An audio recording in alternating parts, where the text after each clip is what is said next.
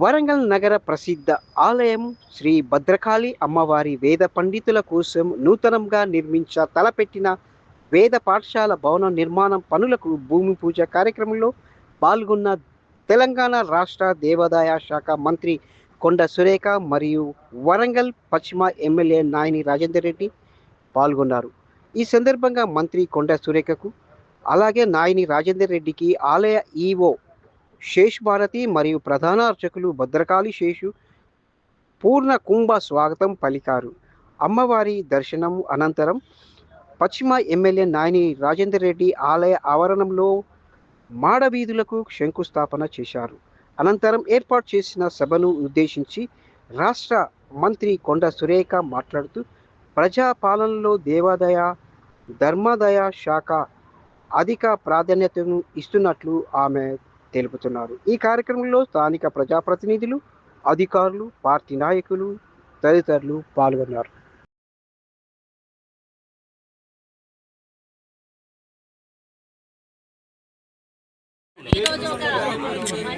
శుభదినంగా భావిస్తా ఉన్నాను.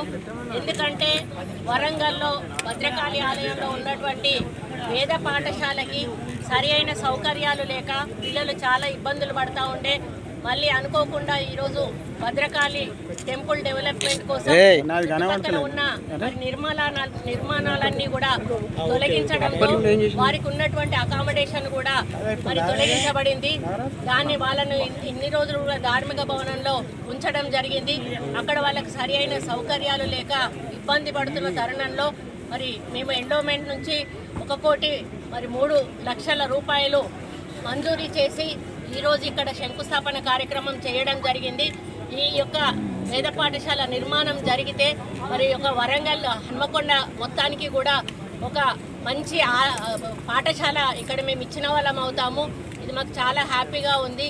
దీంతో పాటుగా మరి ఆ యొక్క భద్రకాళి డెవలప్మెంట్ కూడా మరి చాలా ఇంపార్టెంట్గా తీసుకొని కలెక్టర్ గారు ప్రత్యేకంగా పరిశీలిస్తూ పరీక్షిస్తూ పర్యవేక్షిస్తూ దాన్ని ముందుకు తీసుకెళ్తున్న సందర్భంలో రాబోయే రోజుల్లో కూడా మరి భద్రకాళి అమ్మవారికి కూడా ఒక వైభవమైనటువంటి మరి గుడిగా తయారు చేసి భక్తులు ఇప్పటికే చాలా ఎక్కువ మొత్తంలో వస్తూ ఉన్నారు. అక్కడ సరిపోయే స్థలం లేదు కాబట్టి చుట్టుపక్కల ఉన్నటువంటి గవర్నమెంట్ ప్లేసులలో ఏవైనా మరి నిర్మాణాలు అవి ఉన్నా కూడా లేకపోతే మరి ఎవరైనా ఆక్రమించుకుని ఉన్నా కూడా అవన్నీ కూడా తొలగించి ఆ యొక్క స్పేస్ని ఇంకా ఎక్కువ చేయాల్సిన బాధ్యత మా మీద ఉంది.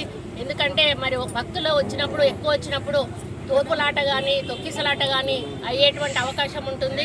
మరి ఆ యొక్క కార్యక్రమాన్ని కూడా మేము ముందుకు తీసుకుపోతా ఉన్నాము.